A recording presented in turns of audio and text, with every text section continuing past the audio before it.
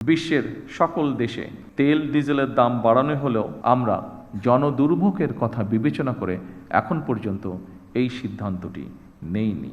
এই খাতে প্রতিদিন শত শত কোটি টাকা ভর্তুকি দিয়ে হলেও সরকার চেষ্টা করছে আন্তরিকভাবে পরিস্থিতি স্বাভাবিক রাখার। জনগণের সুবিধা নিশ্চিত রাখতে সরকার সম্ভব সকল প্রকার প্রচেষ্টা অব্যাহত রেখেছে। কারণ বর্তমান সরকার জনগণের দ্বারা নির্বাচিত একটি সরকার। বর্তমান সরকার জনগণের কাছে দায়বদ্ধ সরকার। সম্মানিত উপস্থিতিবৃন্দ, প্রিয় সাংবাদিক ভাইরা, আমি আশ্বস্ত করতে চাই জনগণের বিচলিত হওয়ার কোনো কারণ নেই।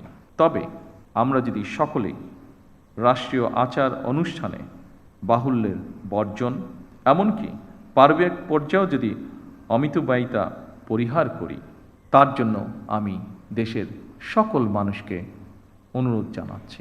সম্মানিত সুধীবৃন্দ, আজ যারা স্বাধীনতা পদকে ভূষিত হলেন, আপনারা প্রত্যেকে জাতির গৌরব।